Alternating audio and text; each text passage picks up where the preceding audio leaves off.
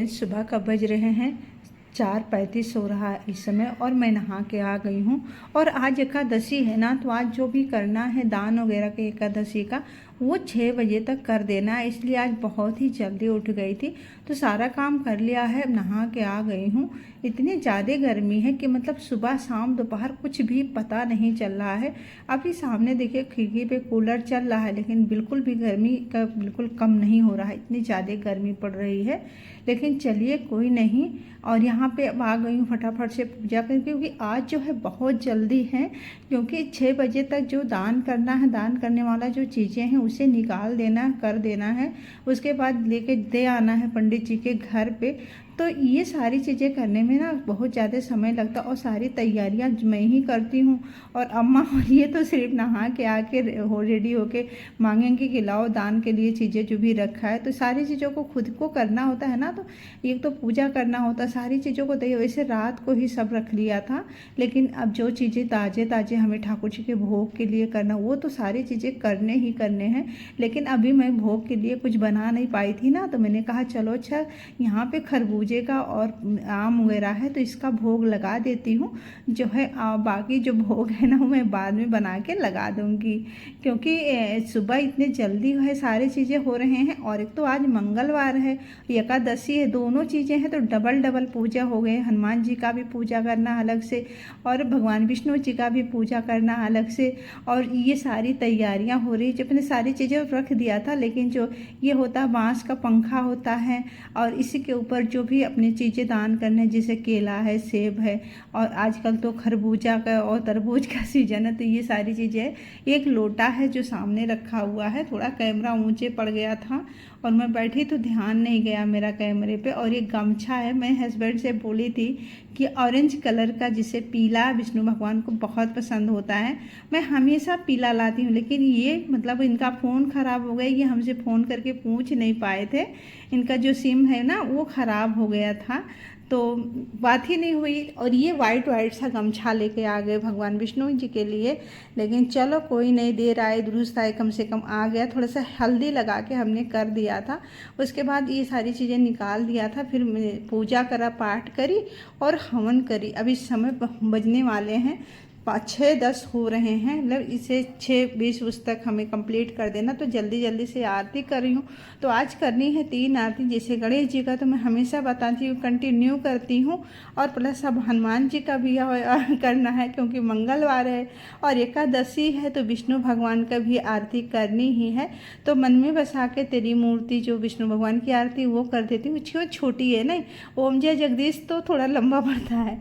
और उसके बाद क्या करना, अम्मा बोल रही लेट हो जाएगा, लेट हो जाएगा, लेकिन मैंने कहा पहले पूरे घर में थोड़ा सा दिखा देती हूँ, वातावरण जो है शुद्ध कर देती हूँ। कपूर जला के पूरे घर में दिखा दिया। यहाँ पर कर रही हूँ आचमनी, और चीज़ें को निकाल कर रखा हुआ है। अब हम लोग ये उठा के मतलब अपना अपना सब लोग हाथ में जल लेके संकल्प लेते हैं ना, चीज़ों को जो भी देना रहता है संकल्प लेना है, व्रत करना है। संकल्प बहुत ज़्यादा ज़रूरी है। जब भी आप कुछ दान करें या कोई व्रत करें, तो संकल्प जरूर लें, या ब्राह्मण द्वारा लें, या खुद अगर आपको आता है तो आप भी खुद कर लीजिए।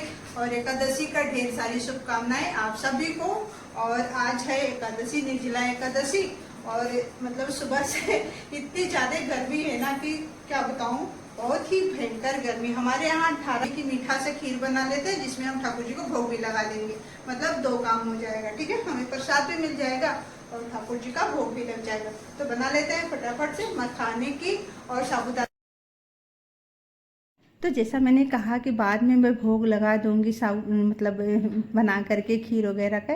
तो यहाँ पे लिया है मखाना, और मखाने के भून लेना है हमें अच्छे से। तो थोड़ा सा हमने यहाँ पे कढ़ाई में घी डाल दिया है, और इसमें डाल देंगे मखाना। और हाँ, लो फ्लेम पे हमें इसे भून लेना है अच्छे से, हाई फ्लेम नहीं करेंगे, मखाने को जलाना तो नहीं है, बट हाँ अच्छे से क्रिस्पी होने तक ज़रूर भूनना है। तो मखाने को हम यहाँ पे भून लेते हैं। और जब मखाना भुन जाता है ना, तो ये ऐसे जब हाथ से तोड़ते हैं तो टूट जाता है। मैं वो चीज़ नहीं कर पाई, मुझे ध्यान नहीं गया कि मतलब दिखा दूँ कि इस तरह से जब हम तोड़ते हैं तो कितने अच्छे से क्रिस्पी भी दिखता है वो चीज़ मैं नहीं कर पाई थी। और इसके बाद यहाँ पे अब डाल देंगे सेम कढ़ाई में दूध।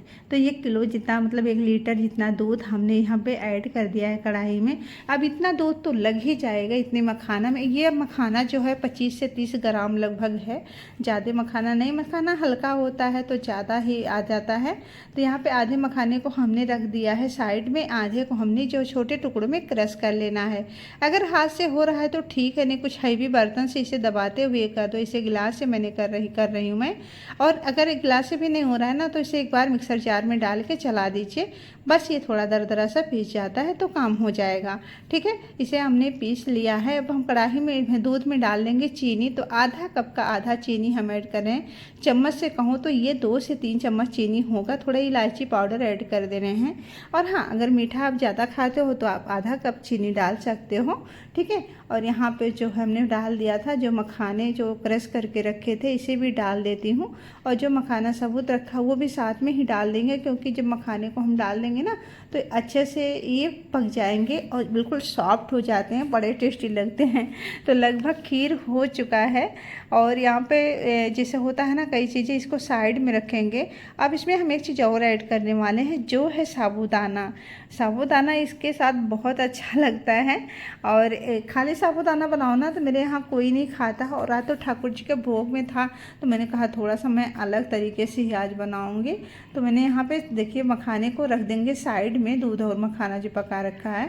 अब पैन में डालेंगे 1 कप पानी। और देखिए साबूदाना हमने पहले से 1-1.5 घंटा पहले भिगा के रख दिया था। इसके बाद ये बहुत ही अच्छा मोतियों जैसा खिल गया है। अब हम इसमें डाल देंगे पैन में। अच्छा, एक चीज़ बता दूँ, ये तो आप देखते रहिएगा कि कैसे बन रहा है।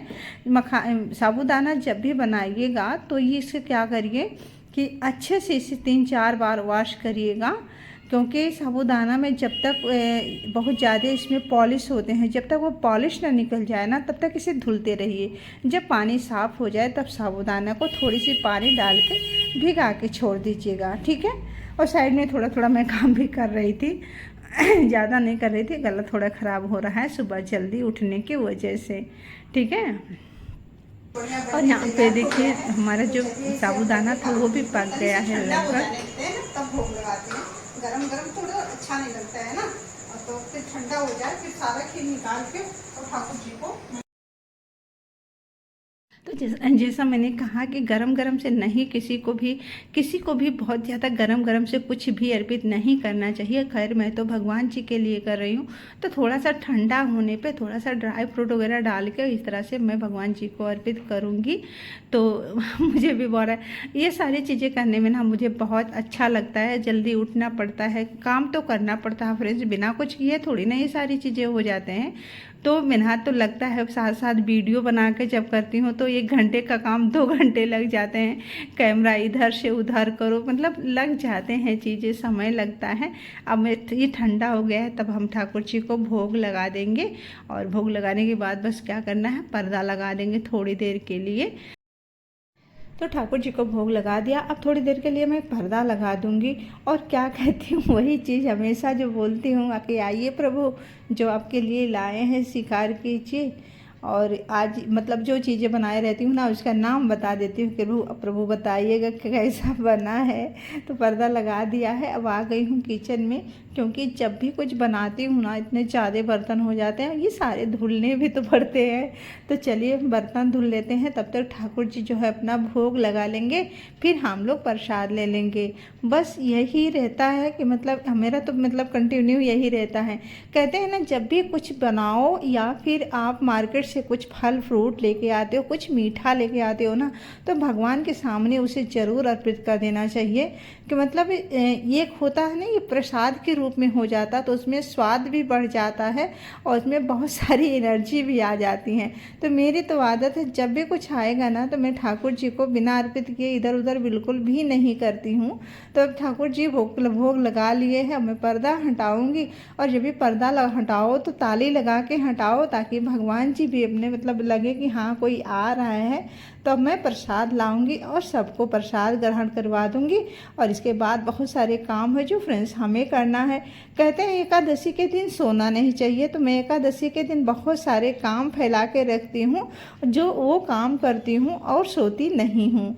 तो देखिए किचन भी अच्छे से मैंने क्लीन कर दिया है, किचन की साफ़ सफाई अच्छे से हो गई है। सब बर्तन थोड़ा सा बिखरा हुआ है लेकिन बाद में सेट करेंगे, क्योंकि धुल के ऐसे ही रख दिया। किचन काउंटर अच्छे से साफ़ कर दिया है। अब यहाँ पे कुछ कपड़े थे जो धुला हुआ था, और कुछ अलमारी में भी जो पहनती रहती हूँ कपड़े बिखर गए थे, तो मैं उसे भी सेट करूँगी। बस आज का यही वीडियो था। तो वीडियो अच्छी लगी तो प्लीज़ चैनल को लाइक सब्सक्राइब शेयर ज़रूर करें। कमेंट करके हमें ज़रूर बताएं हमारी वीडियो आपको कैसी लगती है। थोड़ी सी भी अच्छी लगती है तो लाइक कर दिया करो, तो और थोड़ा ज़्यादा अच्छी लगती है ना तो प्लीज़ शेयर ज़रूर कर दिया करो, ठीक है। तो चलिए फ्रेंड्स, अब यहाँ पे हमारे कपड़े प्रेस करना स्टार्ट हो गए हैं। अभी भी इसके अलावा जो है ना, जो मैंने कहा जिसे अलमारी वगैरह सेट करना है, तो वो सब कर लेती हूँ। बने रहने के लिए